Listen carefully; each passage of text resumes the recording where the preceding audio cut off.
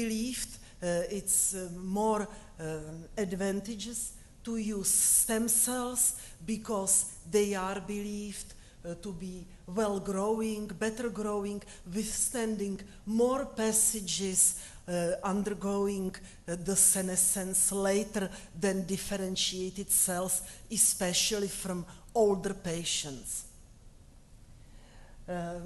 You can see short definition, it's well known to everybody. Stem cells are undifferentiated cells which can differentiate into specialized cells and can divide to produce more stem cells.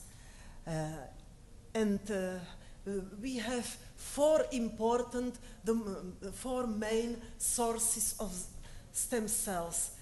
Embryonic stem cells, in fact, they are the only true stem cells able to differentiate to all tissues and organs.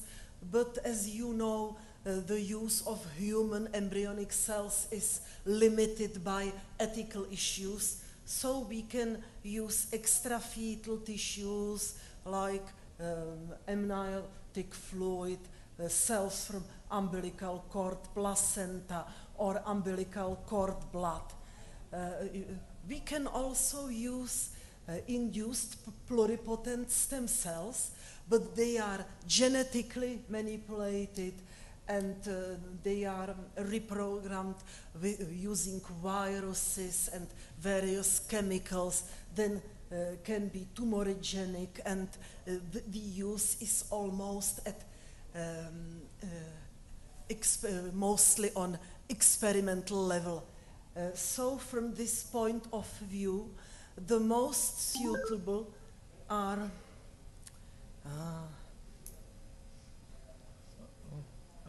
no, how to later? No, it's crazy.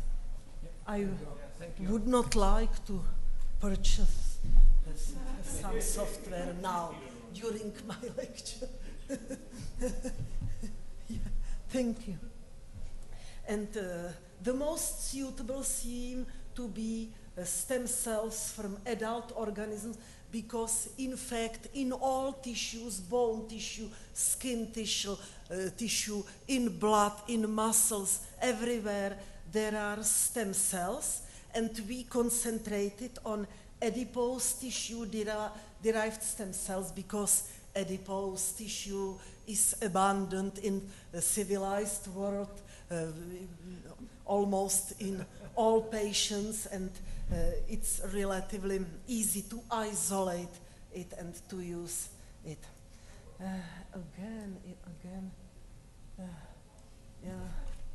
How to close it? Get the technician again. I am sorry, but simply I am not able to close it. But I can continue with this inscription. No, it doesn't work. Really sorry about that. I don't know. That's probably a virus or something. It's some virus. Sorry about that. It should be some virus. Adipose, as I told, adipose tissue seem to be the most advantageous for cell therapies and tissue engineering. Adipose tissue is abundant in many patients. It is easily accessible and can be relatively easily harvested by liposuction. And in comparison with other tissues, for example, with bone marrow, adipose tissue is believed to be more rich with stem cells, for example, 1 per 50 cells, and in bone marrow is only 1 per 10,000 cells. And adipose tissue stem cells have higher proliferation capacity compared to other type of stem cells. undergo senescence later, and which is important if we use it for example, cardiac or vascular tissue engineering, simply engineering of soft tissue. It is no calcification seen in bone marrow, very often in bone marrow stem cells. Adipose tissue-derived cells have been clinically applied, for example, for cell-assisted lipotransfer for tissue augmentation, for example, in Perry-Romberg syndrome, progressive atrophy of the hemiphase. You can see the defect, and after filling with adipose tissue enriched with stem cells. Another application is cosmetic breast enhancement, and other clinical applications involve local injection, for example, for skin rejuvenation, for wound healing, or because stem cells in general are immunomodulatory, they can be used for treatment of inflammatory and autoimmune diseases because stem cells produce anti-inflammatory cytokines. And in orthopedic applications, they have been used even for tissue engineering to seed them on ceramic scaffolds for bone repair. I see this virus again. It's crazy. And you can see here application of adipose stem cells for treatment of critical limb ischemia, referred also as diabetic foot. You can see various defects, and after local application of stem cells, but the physicians should apply many millions of stem cell locally, very densely in the wound site, but the wound improved. And and this effect was mediated not by direct growth of stem cells. It is possible too, but mainly it was mediated by paracrine function of stem cells. Stem cells are able to produce a wide variety of growth factors. They have antioxidative effects, and it is simply this paracrine stimulation is the main effect during cell therapy with stem cells. But we would like to expand stem cells in culture and to differentiate them in various cell types as relatively easy differentiation toward adipocytes, osteoblasts, and even vascular smooth muscles is considered to be relatively easy. More difficult is towards endothelial cells or keratinocytes, because in fact, for example, differentiation in keratinocytes is transdifferentiation from mesenchymal to epidermal to ectodermal cells. And we usually use for differentiation appropriate composition of cell culture medium, appropriate artificial scaffolds, mechanical stimulation, or even electrical stimulation in bioreactor. In collaboration with Department of Plastic Surgery, Bulovka Hospital in Prague, we obtained human fat tissue isolated by liposuction, and this tissue was processed in our lab. It was rinsed repeatedly with buffer, then digested by enzymes, usually collagenase, filtered and centrifuged, seeded into polystyrene flasks. It is a protocol described in the literature. It's well-known protocol. and we used it for isolation of our stem cells.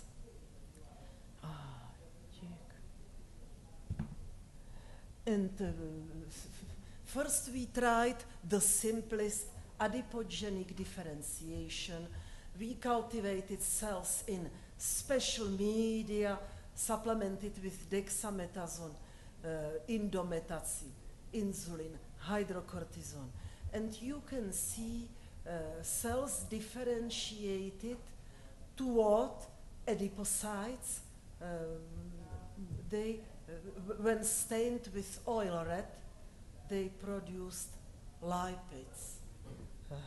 And we also tried differentiation into osteoblasts or toward osteoblasts, which is considered to be relatively easy. We had culture media with dexamethasone, glycerol phosphate, glutamine, ascorbic acid, vitamin D, and you can see formation of mineralized extracellular matrix containing calcium phosphates. It is alizarin red staining for mineral deposits. And then in following sets of experiments, we concentrated on modulation of various factors during liposuction, because anesthesia or composition of tumescent solution can influence the quality of stem cells, but mainly we concentrated on negative pressure. We used two pressures, minus 200 millimeters of mercury or minus 700 of millimeters. It was done in the same patient, one side low pressure, the other side higher negative pressure. We had cells from the same patient, so we can relatively easily to compare them. After seeding, you can see non-adherent cells after 1 day in culture. Some cells are starting to adhere and spread, but the picture is basically similar in low pressure cells and high pressure cells. But after 5 days, you can see difference between low pressure cells and high pressures. You can see the cells are more confluent. They attain a higher cell population density. It's usually by 1/3 higher in high pressure cells than in low pressure cells. And this difference persisted after passaging.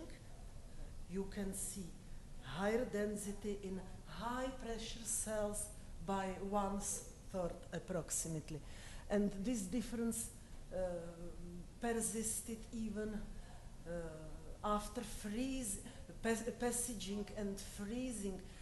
The cells were seeded at the same seeding density, but despite of this, high pressure cells were growing faster, attaining higher cell population density. And unfortunately, we are in the beginning, and we did only two patients. But in patient 2, the situation was similar. Low pressure cells were less confluent, high pressure cells are confluent and reaching higher cell population density. And we tried to differentiate our stem cells toward osteoblasts. Because the material was relatively limited, first we did experiments with measurement of intensity of fluorescence after immunostaining. We stained the cells against collagen 1, it is early marker of osteogenic cell differentiation. Against alkaline phosphatase, it's mid-time marker of osteogenic differentiation. And osteocalcin is a late marker of osteogenic cell differentiation. And we cultivate the cells in standard medium, normal, conventional DMEM, and osteogenic medium supplemented with vitamin C, D, dexamethasone, glycerol phosphate, and so on. And we measured intensity of fluorescence by special software, and we normalized the intensity per cell. And here you can see results. We had, unfortunately, it stopped work. But on the first slide, for example, you can see low pressure cells, high pressure cells, and compared with commercially available cell lines. Intensity of fluorescence of collagen is similar in low pressure cells and high pressure. In osteogenic medium, the intensity is higher. It's logic because it's osteogenic medium. But alkaline phosphatase and osteocalcin is higher in low pressure cells. So high pressure cells were better in proliferation. Low pressure cells seemed to be better in osteogenic differentiation. You can see cell number. Cell number is usually the highest in cell lines because they grew better than primary cells, but cell number is usually higher in high pressure cells than in low pressure cells. This one, yeah, thank you very much. And cell number is higher usually in conventional medium than in osteogenic medium, because in osteogenic medium the cells should differentiate and not proliferate.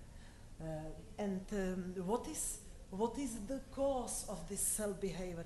When we analyzed basic markers of adipose tissue, stem cells, CD markers, usually various receptors or adhesion molecules, we revealed difference in expression of some markers. For example, here, both high and low pressure cells differed in content of various markers. Sometimes it was similar, sometimes it was different. Simply, we isolated two different population of cells, phenotypically different. But it should be further investigated because it's only the start, and for a conclusion it can be summarized. Low pressure cells isolated at only -200 millimeters of mercury are better in differentiation and worse on proliferation. Higher pressure cells are better in growth and worse of osteogenic differentiation, and it could be at least partly explained by phenotypic differences between the two stem cell populations as revealed by flow cytometry. And on Wednesday we have also poster osteogenic cell differentiation, PCR and other markers on metallic materials developed for potential bone implants. Thank you very much for your attention.